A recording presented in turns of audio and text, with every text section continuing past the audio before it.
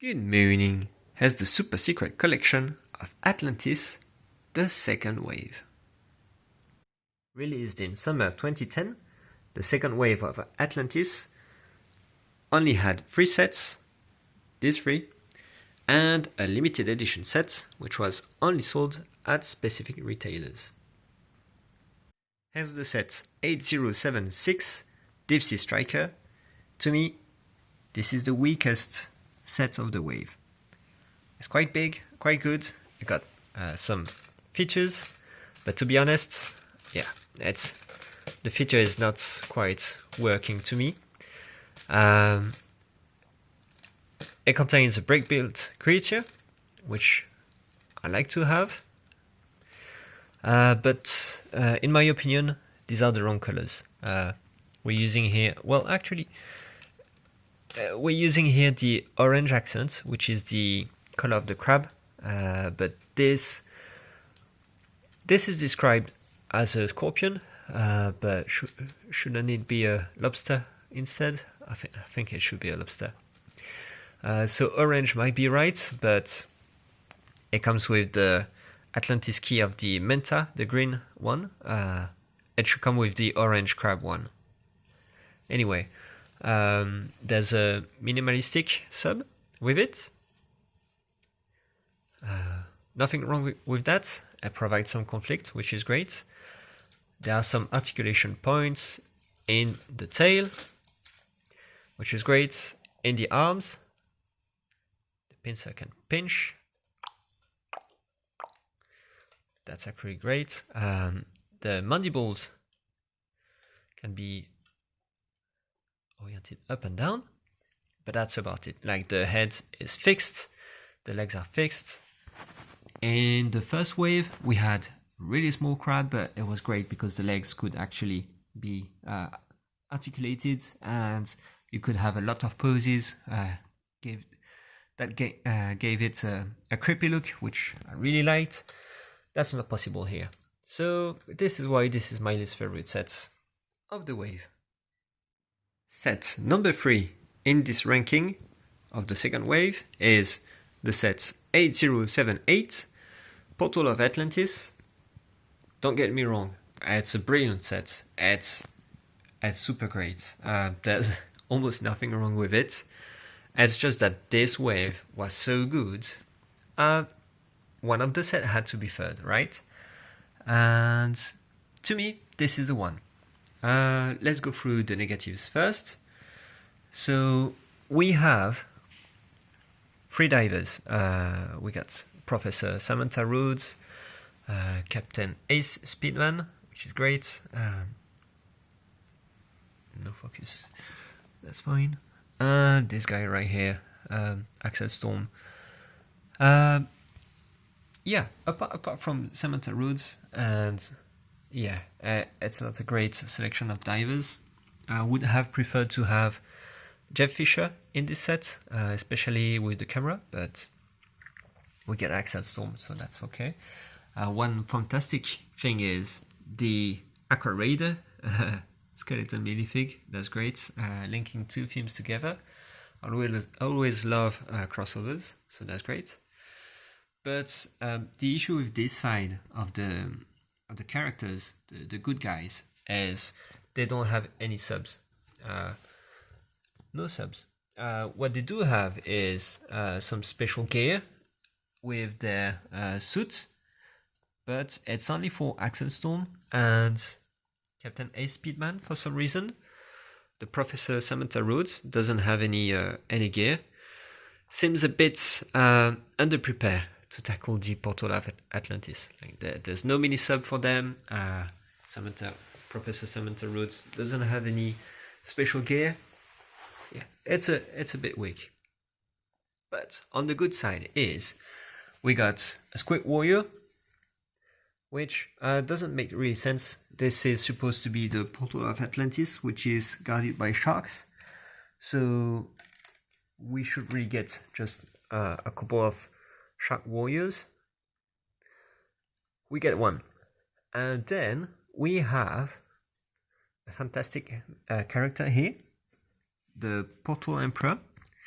It's it's a surprise. It's a surprise.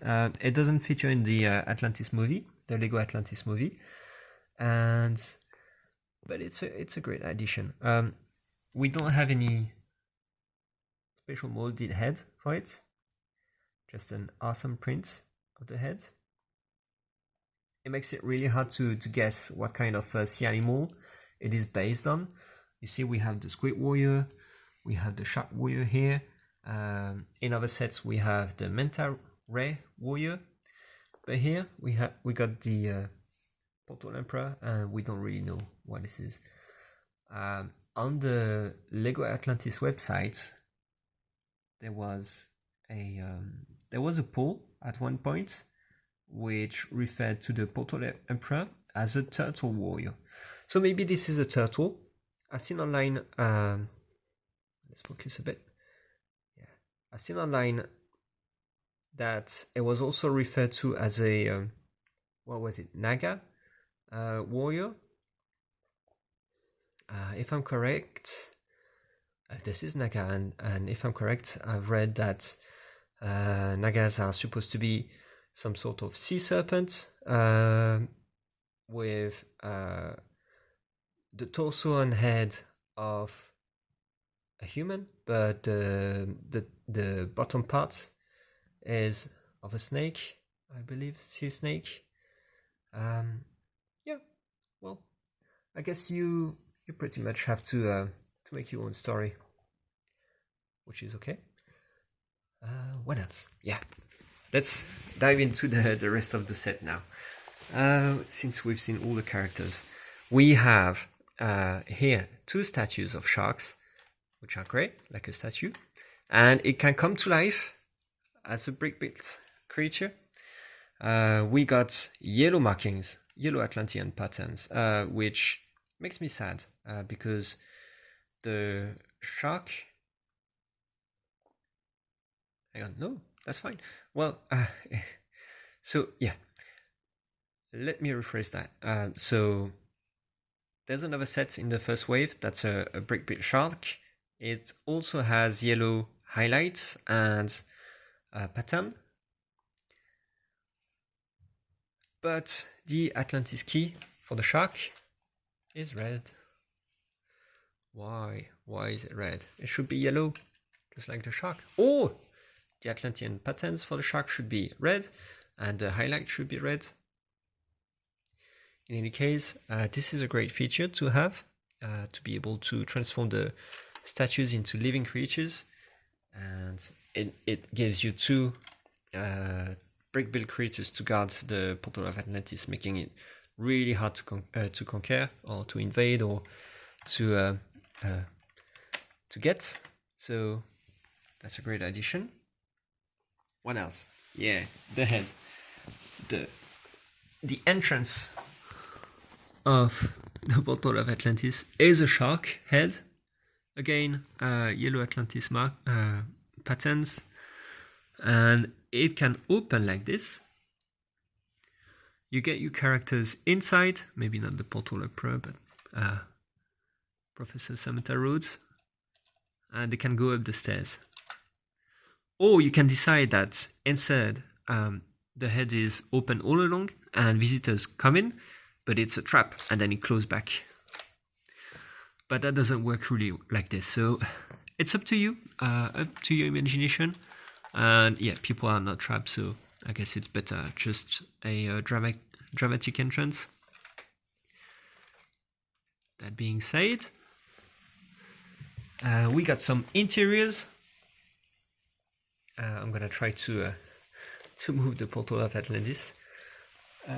Let's see if I can put the phone down for this. Yes. All right, let's turn it around. Right. Yeah, I should probably mention. So the wings of the build are hinged, so they can be closed like this. It takes a bit less of room, but we can also take apart some of the separate builds. So the head entrance comes apart and the wings come apart, and that leaves the platform on its own. But what I wanted to do is show you the full interior. As you can see, it's open back, like in a dollhouse. Up! And let's visit the portal of Atlantis. So here, in this wing, we have a weapon rack right there. And right here, we have an interesting desk with possibly, those are flasks, possibly potions. And inside here, we have a frog. On the other side, just a weapon rack with handcuffs and a whip.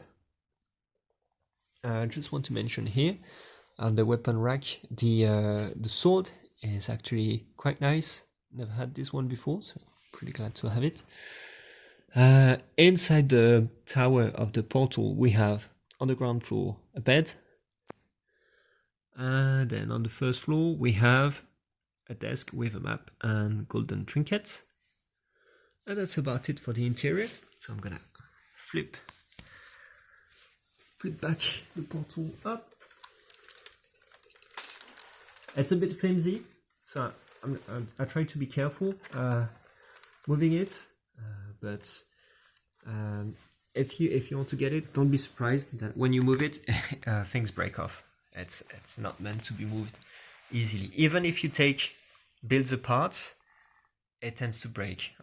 When I put this back together, when I clipped it, this whole side just crumbled down. I think the gate is unhinged due to previous damage. Anyway, last thing to check, and this is by far my favorite feature of the set. Right here, we have a platform with Atlantis key holder. What you have to know is this part spins freely. Okay, there's an axle poking out here, and if you put an Atlantis key inside, it's gonna grip to the axle, and that's going to trigger a mechanism if you rotate the key holder. So now, if you rotate it, it opens. It's quite smooth, isn't it? I love it. So these blades are actually just held with frictionless pin. So they are actually just hanging there, like you can see. It's just hanging there, and they're just maintained by their position and gravity. And then only one of the blades is linked to the mechanism that's below. And when you rotate it, it's going to push all the other blades. So there's a bit of resistance when you turn it, but it's quite satisfying, I must say. Like, the design of this gate is just brilliant, This is the closed position. We cannot get through because of the blade. I like to imagine them as beams of energy. And then this is the open position, and you can go through. But for play purpose, we have a chest with 4 gems inside, which is great. Also want to mention that all the Atlantis keys are included in this set. The orange crab, green manta ray, yellow turtle, and that's the blue squid, and finally the red shark. Only one key is actually required to turn the thing, because this is the only one that rotates. Like these ones, they don't do anything, they're just here for decoration. But you know, imagination. So that's great. Yeah, so this is my number 3 out of 4 for this wave. Number 2, the set 8077 Atlantis HQ Exploration. I absolutely adore this set. It's one of the first sets that got to my eye. Was really happy to find it. Actually, I got it before I started this channel, so we don't have a haul where I get it. And it's better like this, because this is one of the worst haul I've ever made. Worst deal. It was way overpriced for a second used set. Tried to negotiate. The seller just didn't want to negotiate, and I just didn't wait. I just took it. Even though there were after that a lot of other sets like this. This set was on sale from other sellers. After that, way cheaper. Yeah, and that's not the worst. The worst part was it was it was missing a lot of parts. Some of the parts were wrong, and yeah, and some, so like we had some ratcheted hinges instead of clips and stuff like this. And finally, there were a lot of the parts that were not genuine Lego. Lots of them. Don't know what happened, but yeah, it really cost me more than it should have, and parts that I had to buy afterwards. Yeah, it's a bit sad, but it's a really great set. So we get a manta ray warrior. Love these warriors. So getting one of these is great, especially since in the portal of Atlantis we got the squid and the shark. So getting the third one, the manta ray, is great. Though, for some reason we get the yellow turtle Atlantis key. It should have been the manta key, because it's a manta warrior. So anyways, what we get in this set is Dr. Jeff Fisher, which is he's a marine biologist, so he should not be piloting this sub, but he's got a lab inside, so that's all well. It's one of the sets that's a combination of location and vehicle. So one of the, I really like the look of the location. And up, if we turn around set, we can see it's this should be up. It's open backed. Here we have the lab. It's kind of hard to understand what's going on here. We got a fish, possibly for study. I don't know what these two things in the middle are for. Is this a mic? Is it like a sink? It's really weird because in front of them we have a keyboard, so I don't know. I have no idea. We got a hinged chair right there. Pilot goes right there. This is our captain, Ace Speedman himself. Great to have the captain. And last but not least, we got a treasure room. Or is it like a map room? We got one of these metal detector. We got a yellow cup, coffee mug.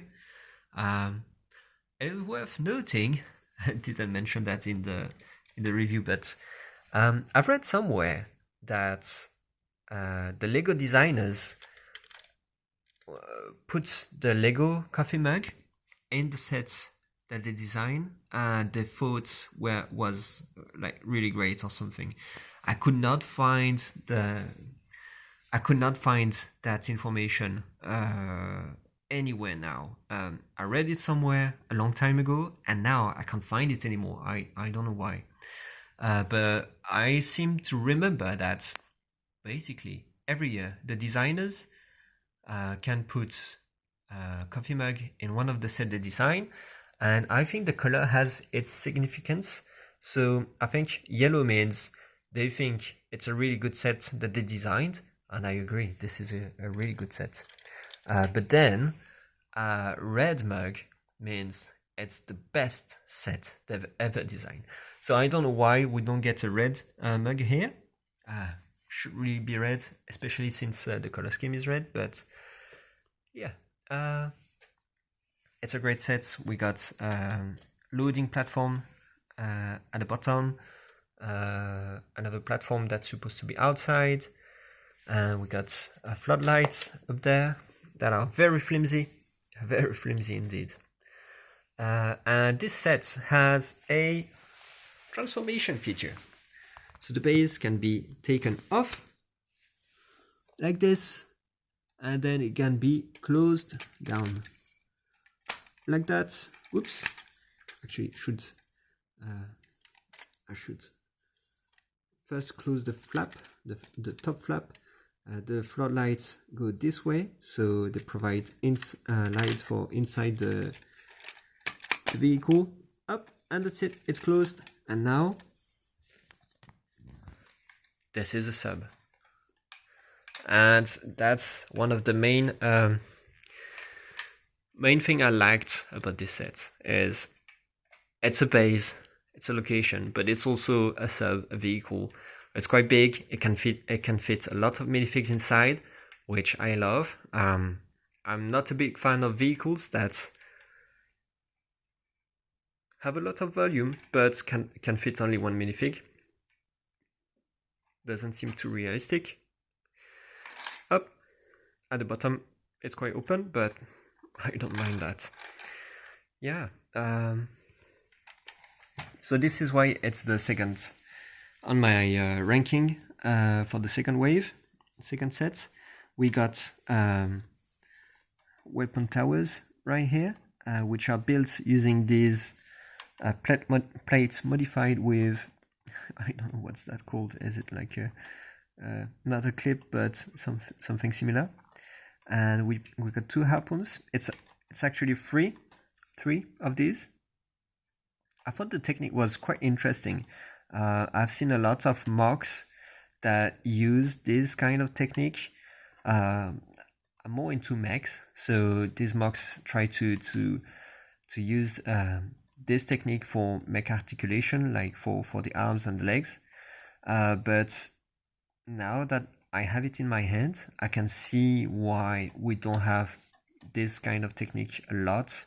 It's because it's quite flimsy. Like the clutch connection here, clutch power is not too strong, so that means they're going to break apart, and that's an issue because you want to be able to rotate them a lot, because that's why they're here, aren't they?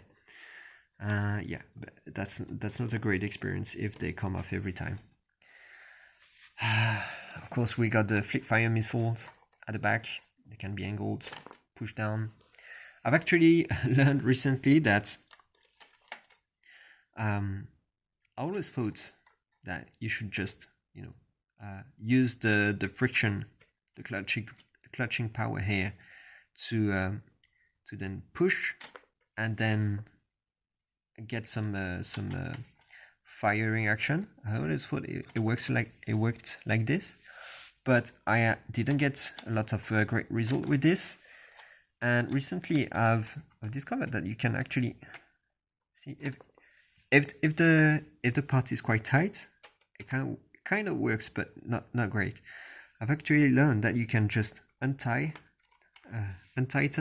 them and then just actually flick. Like, this is a flick fire missile, right? So you can flick and it goes further, but doesn't have a lot of punch to it. Yeah, so either way, it's not a great weapon, in my opinion. That's it for the set. Now let's go for number 1. And number 1, the set 8080 Undersea Explorer. It's my favorite set of the Atlantis. Well, not my favorite, but it's my top one in the second wave anyway. I love the fact that we're getting a brick-built creature. To me, it's a shark. I think the LEGO.com website described it as a sea serpent. Doesn't make sense to me. It looks like a shark to me. Maybe I'm wrong. But it's because of the yellow highlights and the fact that it got a red shark Atlantis key guarding. So to me, it's more like a shark. But maybe it's not. Maybe it's a sea serpent. We got some orange Atlantean patterns on it, which makes no sense. It should be yellow, just like the highlights here.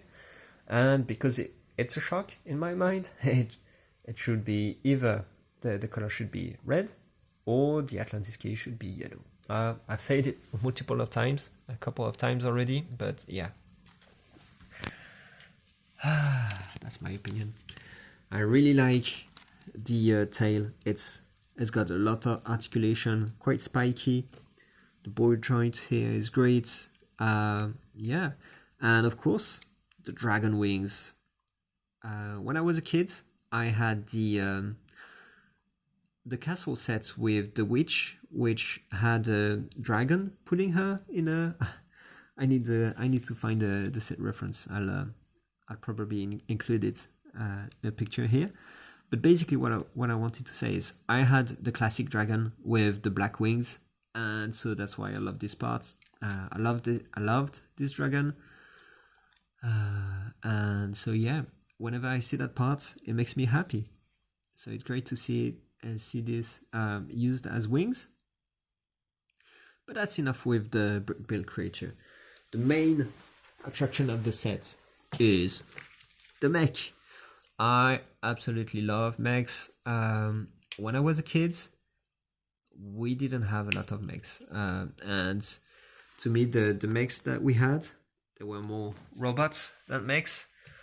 To me, a mech is a robot, giant robot, piloted by someone inside, preferably in the chest. And the robot needs to be in human shape. So we need arms, we need legs. And we got them all here. We don't have a head, but that's fine. What was I saying? Yes, so when I was a kid, I had one of the Life on Mars mech. It was the first time to me that LEGO made a mech. But the legs... No, the legs were fine. It's the arms. The arms were not quite detailed. The articulation for the legs were not great, but at the time, that's all we had. All we had. So was quite happy with it.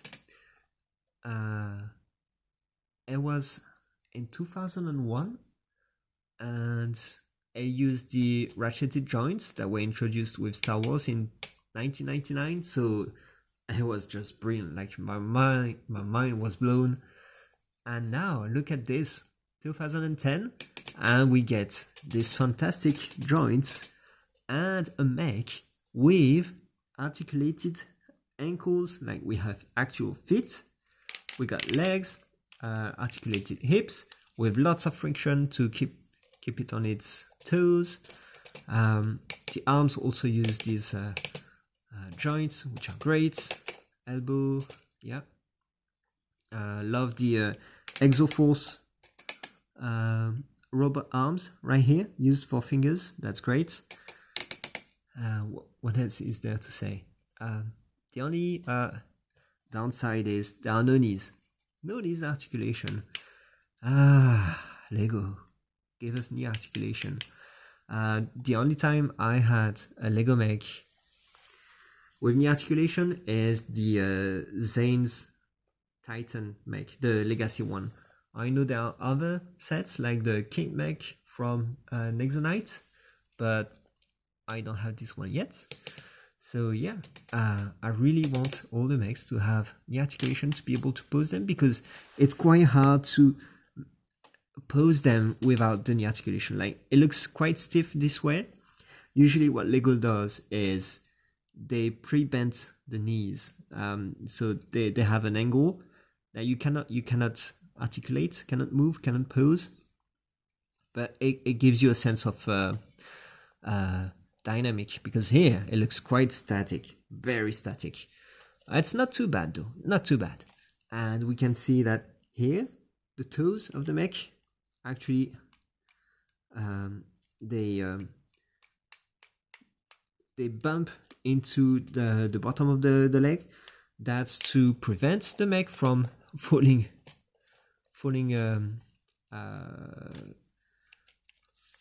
flat on its face, I believe. Yeah, because yeah, we can see if I remove it, and if it's leaning forward a bit, it's gonna fall. That's because the friction in that ball joint connection, it's not much. Like, it's too heavy for that ball joint, and that's not a big mech. It's not a big mech. So that's why we need like these kind of stopgaps, stoppers. What else do I want to add? Yeah, let's criticize this mech just to make it fair. Here at the fit, we have only red lights. There should be at least a green light to indicate that, you know, to know that the vehicle and the water vehicle has a left side and a right side. That's what they've done for all the vehicles, but not this one for some reason. And also the minifig doesn't have flippers. How crazy is that? No flippers. Anyway, I love the propeller bits here. It's super great.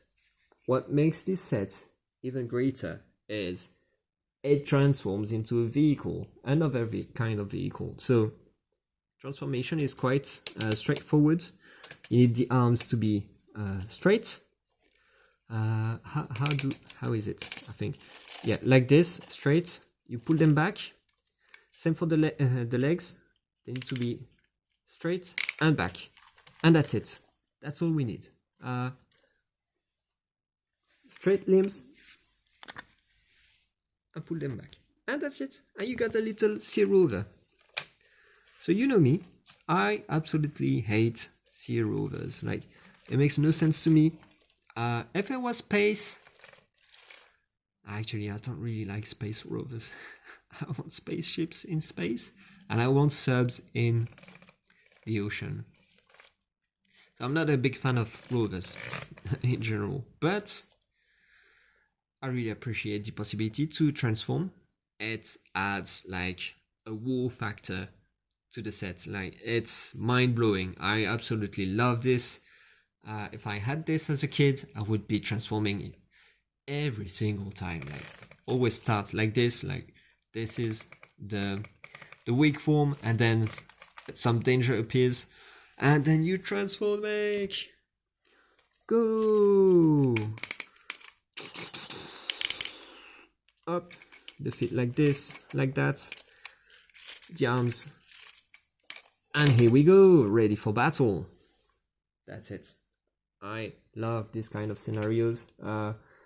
Yeah, so that's why it's my favorite. And last but not least, it's got a Technic competition cannon. This can do a lot of damage. They are quite powerful. Let's see. Yeah, they are quite powerful. They pack a lot of punch. They're not the puny flick fire missiles that we have right up there. No, they're the real stuff. I always loved having them because I did a lot of war stories in my playtime, and this was the best weapon we had. How many did I have? I think I got one Technic set with the Technic competition cannon, because it was the Technic competition theme that... It was a set from the Technic competition theme. Let me put a picture here so you can see. And it came with a cannon like this, and the purpose of the cannon was to shoot at targets. But yeah, no, I wanted to use that as a weapon, an actual weapon for war. And the other one was... I had two. I had another one from a Bionicle set. It was the Toa exoskeleton. Love that set. Love that set. It had an arm that could grab on stuff, and you could put a Toa inside. Like, it was a mech. It was a mech. What can I say? Yeah. So absolutely love this cannon. Nowadays we have spring-loaded missiles. They're not too bad. They pack a lot more punch than the flick fire missiles. Not as good as the competition cannon, but they are good. LEGO introduced a replacement for the competition cannon that's more system-like. It's a 2x6 brick with the same kind of bolt and same feature, like same spring. I believe, I don't know the specific, but I think it's the same system inside. There's a button at the back that you push, and it goes, and it has the same power. It's great. And the last one is the stud shooters, which are they're not as powerful as these. I think they're on the same level maybe as the Quickfire missile, but for some reason I prefer the star shooters. Like they provide more believability. They're more believable, basically. That's it for the ranking anyway.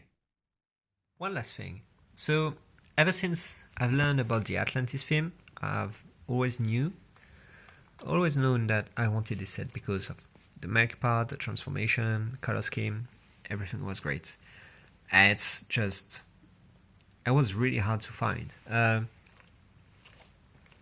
It's not listed a lot where I'm from, so I had to wait for a long time, and the times it was listed was it was at a price that was just too much. Either it came like brand new in a super pack, which I was not interested in. I just wanted the mech.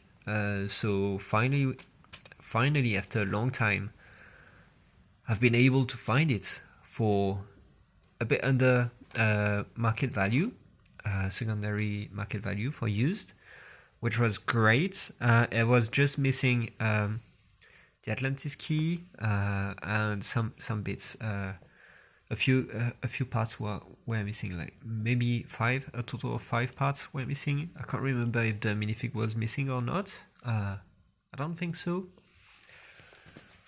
And because I wanted to do the review with the rest of the film, I had to buy the instructions separately because it didn't come with them, but that's alright. The instruction didn't cost a lot, maybe $1 or something. So yeah, really glad to have been able to find it and to have it in my possession now. Alright, now it's time to look at the overall balance of the film. On here we can see all the vehicles of the film. For this wave we got the Atlantis HQ, the limited edition Undersea Explorer, and then we got 2 mini subs. We also have one location for the Atlantis crew divers team. And then in terms of characters, we have all of them, and we only have Captain Ace Speedman that's duplicated, but that's fine. I mean, he's the captain. He comes with one of those improved diving suits, just like Axel Storm, I guess. One funny thing is Bobby Buoy doesn't come with any flippers, but that's I don't know what to think about this because it comes with the limited edition, so maybe it's like a one-off. In terms of keys, these are the keys we get. This is with the limited edition, so really these are the 2 we get, plus all the ones on the Atlantis the portal of Atlantis. So it was great to get them all in one set, especially since this is the purpose, like what our team is trying to get to. So it's great to have them all. What else? Brick build creatures. We only got 2. So that's the limited edition. So does it count? I don't know. And this is the one we have in this wave. Not the greatest, but at least it's a big one. It has a feature that doesn't always work, but you can try to make it work. Bam! Anyway, in terms of characters for the mer people, we get 1 of each. That's not a lot, but it was a really small wave, so I guess that's fine. That's perfectly fine. Special, let's give a shout to the Aqua Raiders who managed to feature in that film somehow, in some form or another. Not sure if we should count these brick built creatures, because look at them. Like, the color scheme should be black and yellow highlight or red, but yeah, that's not the case. Are there more statues than brick built creature? I don't know. And yeah, we got one location, and what location this is. My regrets for the wave 1 set was that we only got one location set, the Gateway of the Squid. It's also the case here. Well, Atlantis HQ is kind of a location, but look at the wave. Only 3 sets. We get a big location, like that's the purpose of the mission, finding the portal of Atlantis. So that's great. Plus this location. So yeah, overall I'm quite happy. I find it's a really balanced wave. We didn't get much, but it was really great, really well done, really balanced. Quite happy about this wave. Hopefully the next wave, the 3rd wave, that got released in 2011, is as good. We'll find out in the next reviews.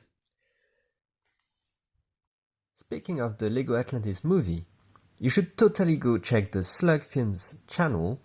They're doing a LEGO Atlantis stop-motion animation action-adventure series that's definitely worth watching. You'll find a link in the description. That's it for the video. I hope you enjoyed it. If you did, please leave a like.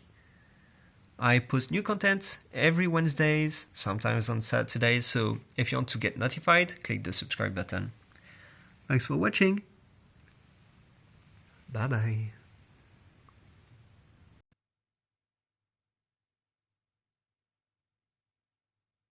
New from LEGO Atlantis. Super Scavenger reporting. Wow. You can build the portal of Atlantis. Pom pom pom. Ready your diving team. And enter through the shark's mouth. It's a trap. You can use the treasure keys to unlock the portal. But beware. Sharks, attack. Run away. Yoo-hoo! We found it! LEGO Atlantis. Each set reviewed separately.